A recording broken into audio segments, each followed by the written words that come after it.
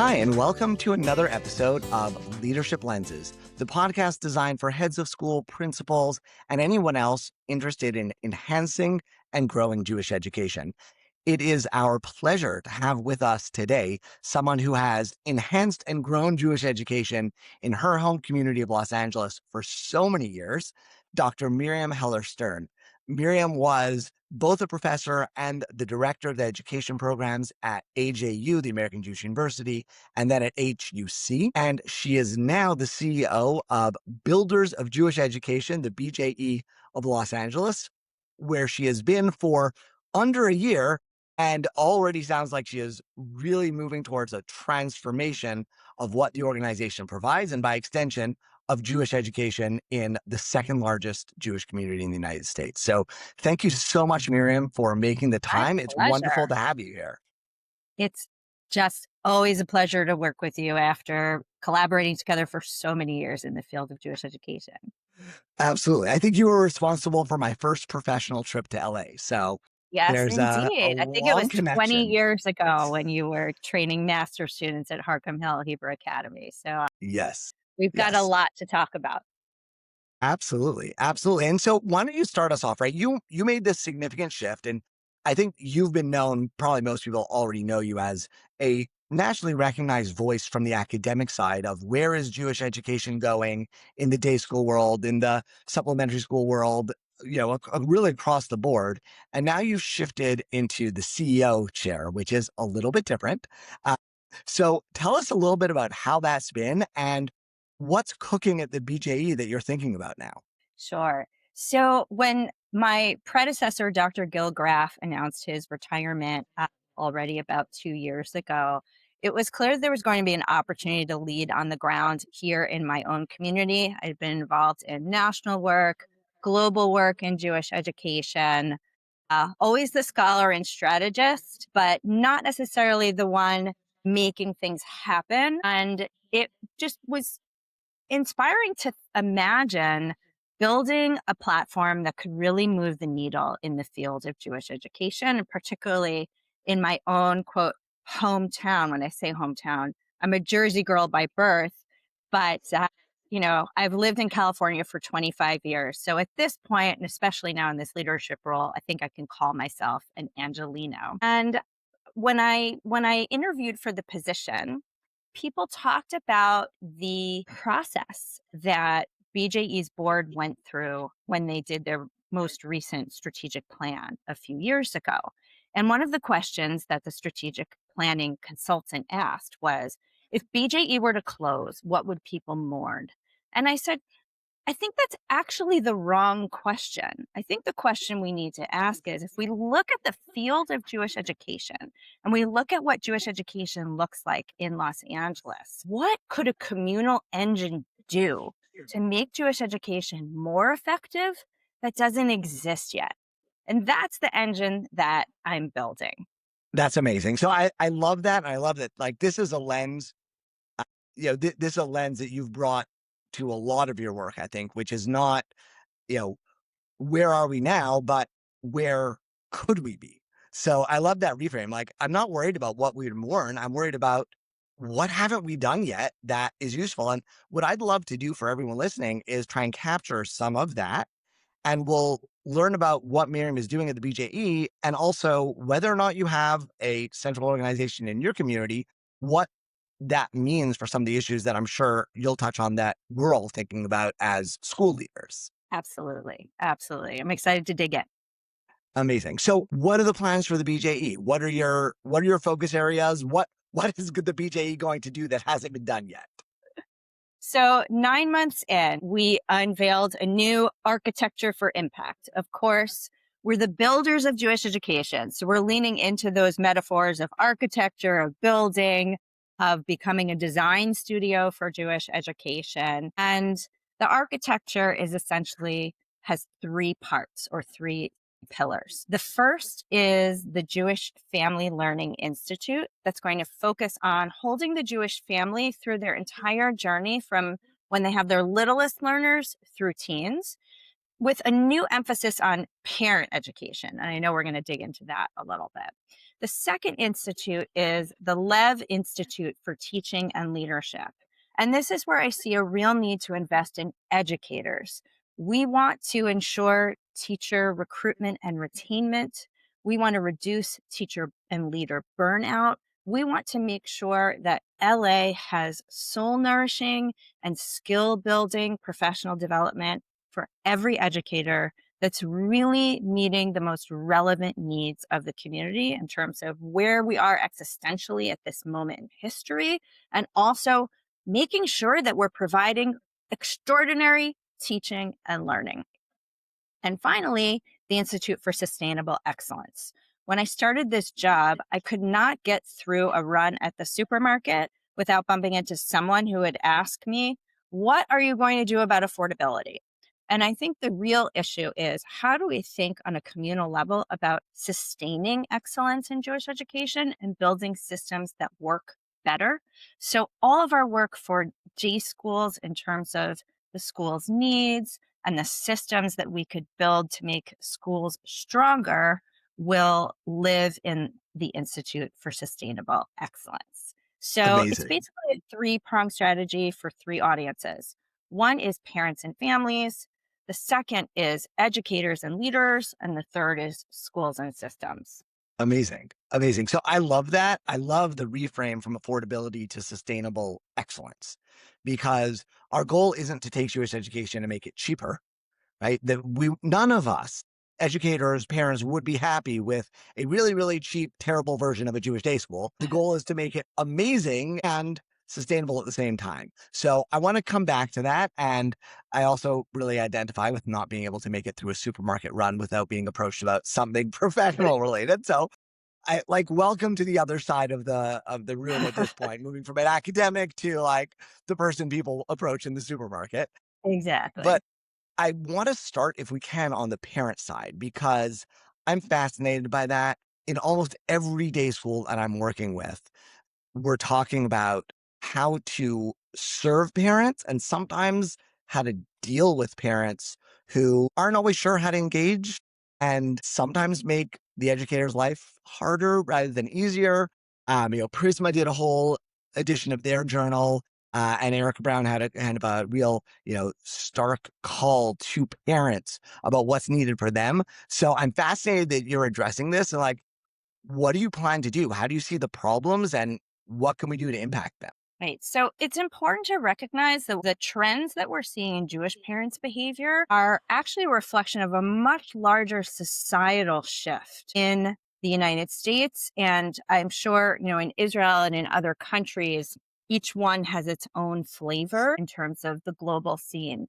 But the US Attorney General issued a health warning in 2024 regarding the mental health of parents. And they studied a significant decline in parent mental health. And that is a trend that I think we need to be watching carefully. 48% of parents said that they were having a very difficult time emotionally with parenting. So Wow. add on top of that, for the Jewish community, October 7th, 2.5 years, we're almost at 3 years of war, anti Semitism, the high cost of living, and any number of other stresses, be they political, social, historical. So we are weathering almost a decade now of existential concerns, crisis. And I think in that environment, the Jewish community has an opportunity that it needs to seize to really hold families through this moment that is existentially challenging. And that's where I think Jewish day schools in particular, but really any immersive Jewish environment that has that feeling of being that welcoming village, and synagogues can do it as well, preschools do it. Jewish institutions that can really hold the people who come, make them feel not just welcome, but give them a deep sense of self and growing self awareness. That's where I think we can really make a difference in people's lives. And so The behavior that we're seeing from parents is, and now I'm quoting Dr. Michael Thompson, is a longtime renowned psychologist. He spoke at a day school leadership retreat here in LA this year and did an incredible night with parents. And he talked about how parents are just working out their fears and hopes in the context of the school. So schools need ways to hold those fears and help parents channel those fears into hopes. And then partnership doesn't necessarily mean the customer is always right, right? Partnership becomes a euphemism for the customer is always right. So I think we need to reframe what we mean by partnership with parents. And partnership means they need their existential needs taken care of as well.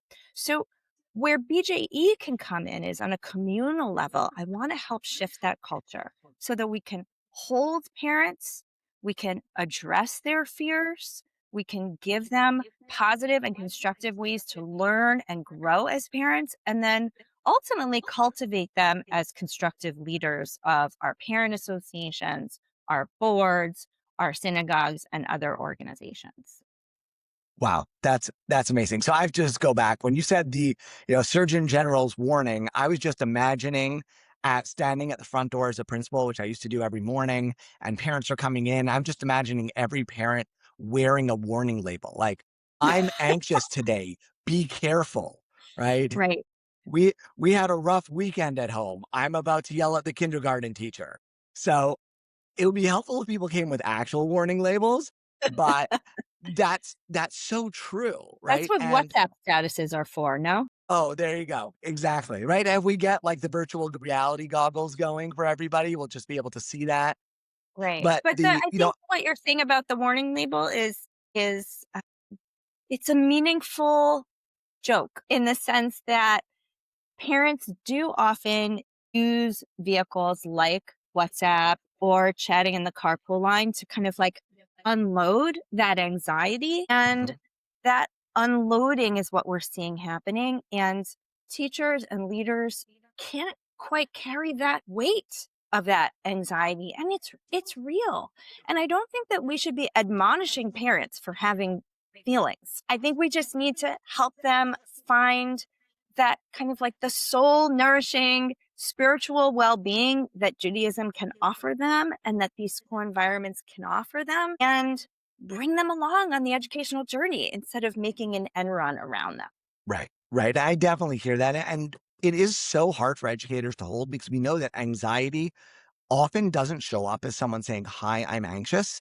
It's often masked by anger or complaints or negativity or something else that's in a way more socially acceptable and, under the guise of, well, I'm just advocating for my child. And what I hear you saying is don't hold them at bay, which a lot of schools, right? Understandably, we don't have the resources. We're dealing with angry parents, so we're just trying to like batten the hatches and keep things from spiraling out of control. And you're saying no, you're actually never going to win that way. Right. Your things will just get worse. You have to figure out how to hold them, not hold them at bay. Right. So, one of the practical things we did at BJE this year, we piloted a parent learning circle for parent association presidents of preschools. And we had about a dozen parent association presidents all coming together on Zoom about 6 times over the course of the year.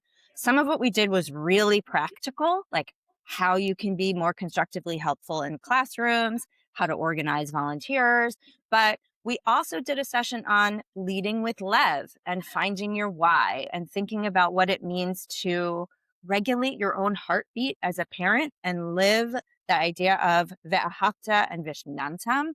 And that idea of pouring your love into your volunteering in a way that is constructive, that reflects good leadership, and that ultimately really helps you live your why. And your why is not just, I love my children, but your why is, I want my children to have an extraordinary learning experience.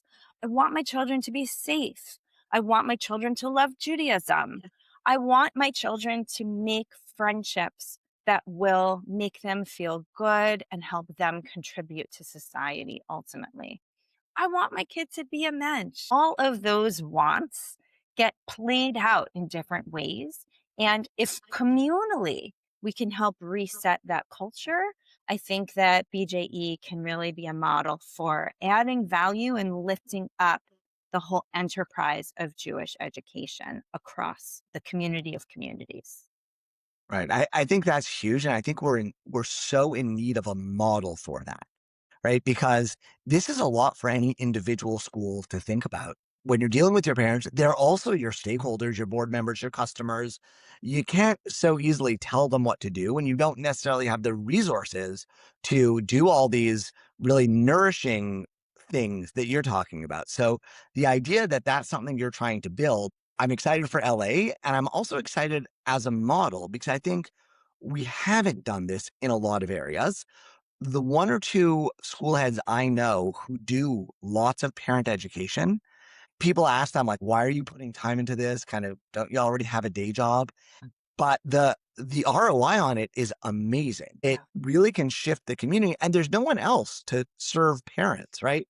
There's no Right. other framework that's holding them, that's supporting them. So the idea that we have to see beneath what sometimes comes out as anger to try and address those needs and then figure out how to guide and hold the parents, I think is huge.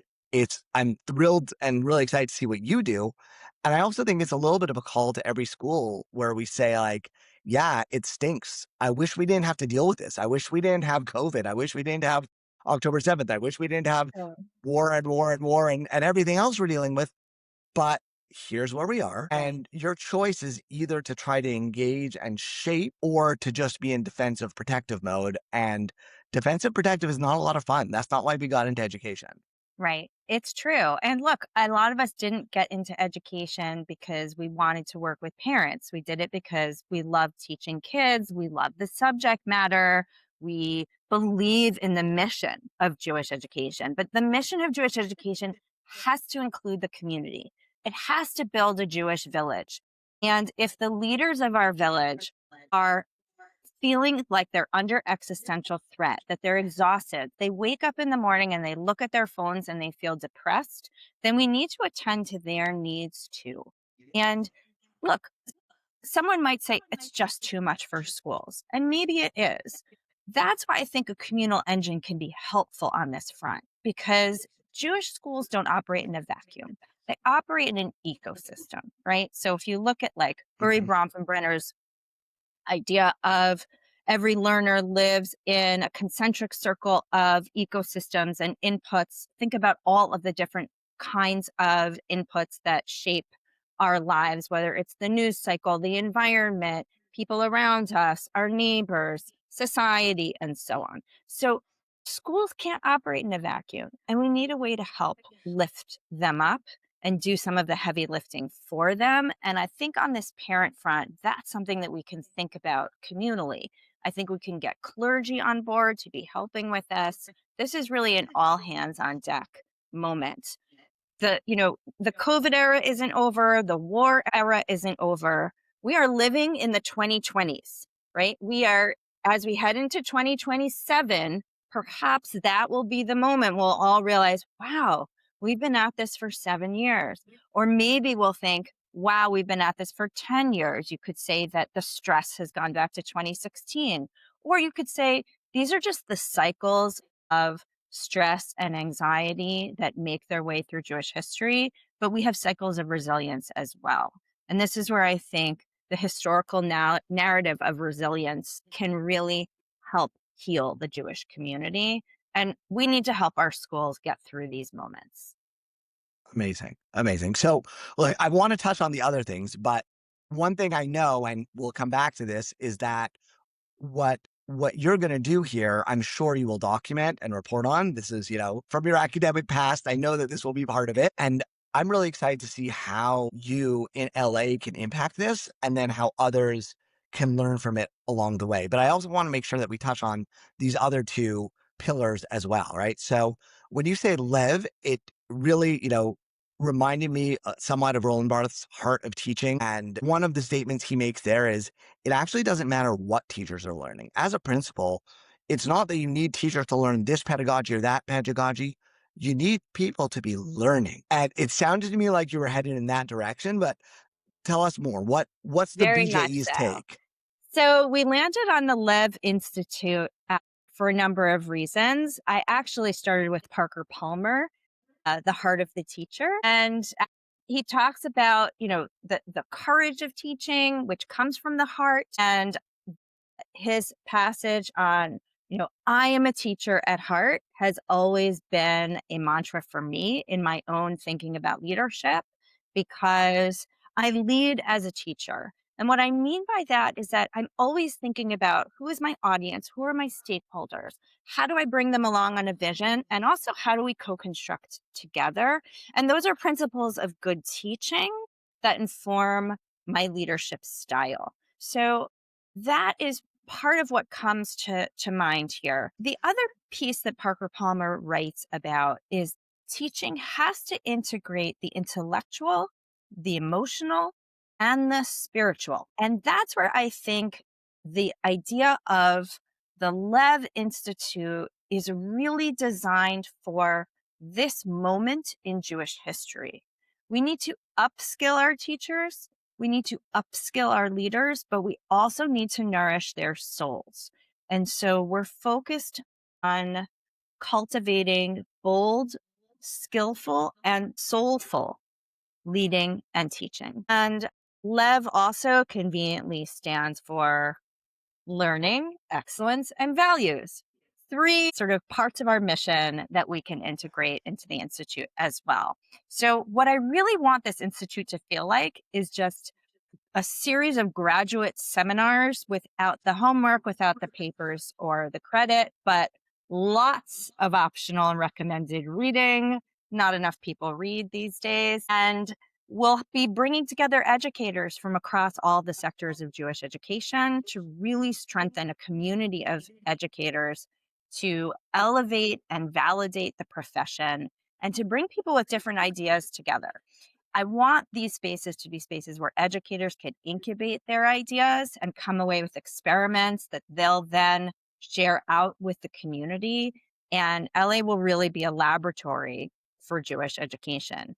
I'm hoping that that kind of stimulation and ongoing learning will lead to more successful teaching and leadership in our schools, which will reduce burnout, which will increase retention.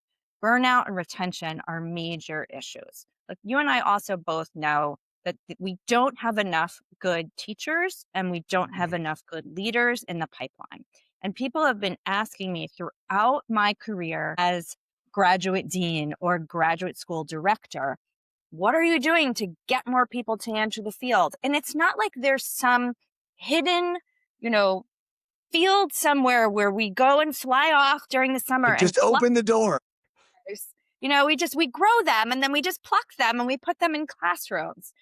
Teachers are cultivated, and teachers, just like athletes, need coaches. And leaders, like athletes, need coaches. And so the Lev Institute is also going to be structuring a lot of its offerings to have follow-up coaching. On we're not doing one-off webinars. We're not here to just kind of put things out that are easy and fast, but we want to be catalyzing an ongoing, sustained culture of learning so that we can sustain teachers and leaders.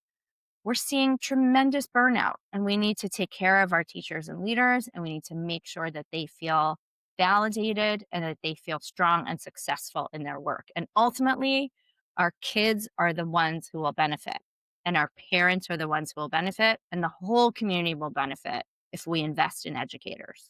Oh, okay. So I love a lot of parts of that, but I'm going to try and remember them one by one. So first of all, as as a principal and now as a consultant, I'm often working with schools who are trying to achieve something really particular in terms of their pedagogy, curriculum, instruction. And this is a fascinating counterpoint because you're saying instead of running your PD around, we're going to do a Socratic seminar and we're going to do differentiated instruction, and we're going to do, which are all crucial and important. You're saying there's another layer here of we're going to help you learn and grow as people.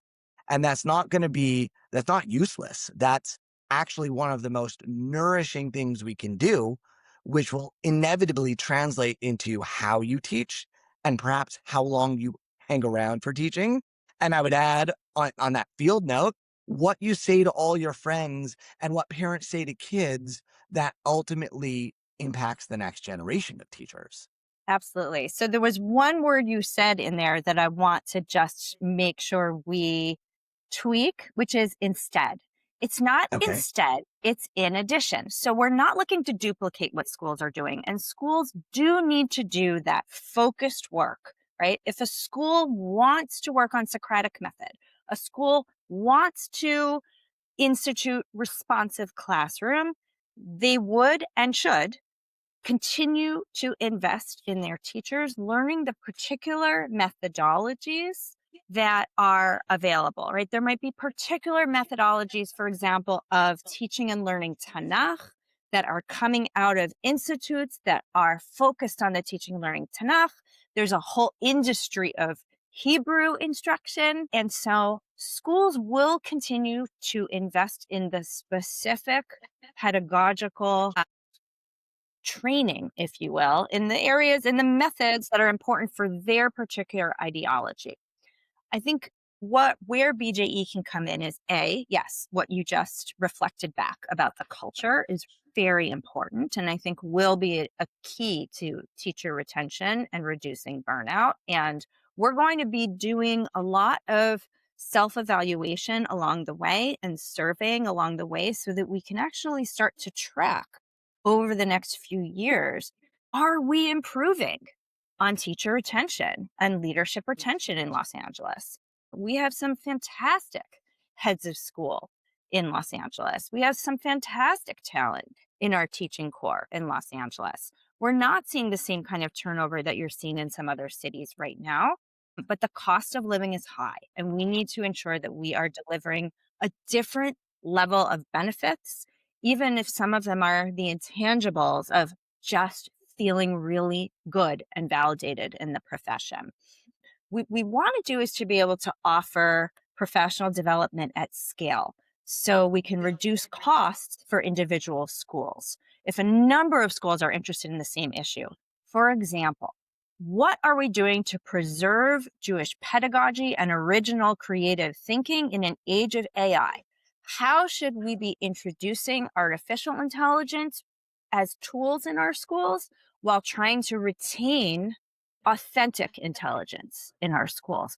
These kind of big global issues that are shaping Jewish education are the issues that I want us to take on as a community, as a city, with diverse educators in one room together, because there is much more to learn when you bring Mhm. together people who wouldn't otherwise get to talk to each other. And that's where we're going to focus our attention, again, to try to lift up the whole system, but not to duplicate. Amazing. No, so I appreciate that, you know, precision, that little adjustment there because I think it's really accurate. It's in addition, not instead. And as you're speaking about what the BJE is doing, again, I'm still thrilled for everyone in Los Angeles. And at the same time thinking, okay, well, how do the heads that I work with in New York and elsewhere who also have lots of community resources, but not necessarily this particular one, what do they do in their own PD? And how, as a school, can you give both these layers of targeted, but also that sustaining and nourishing? And on that sustaining, I said the word, and we're almost out of time, but I want to at least do a quick commercial for the sustainable excellence, right? So you made this point about moving from it's not about affordability, it's about sustainable excellence. How do you start to think about tackling that? So there are a number of different models that I have in mind. One is really working on trying to create systems that work.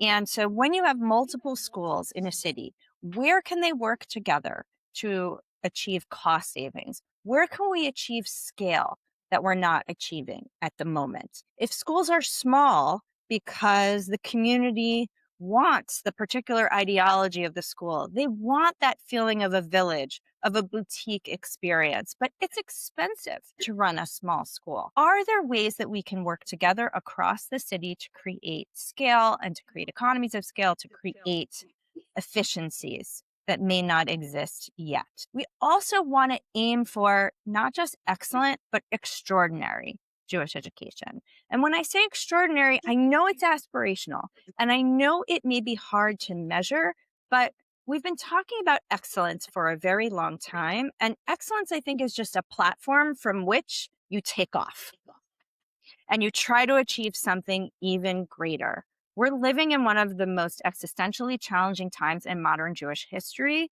I think that Jewish education is just the oxygen that the Jewish people need. And so we need new voices around the table, leaders, people who really understand finance, people who are committed to thinking about how to pivot business models into school models that actually work. And so, my idea for the Institute for Sustainable Excellence is to bring together people who have not necessarily been around the table thinking about creating new models of Jewish education before and to investigate them, to look together, and to try to create new opportunities that are both philanthropically driven, but also driven by collaboration. Amazing. Amazing. I love the idea of, the unusual suspects.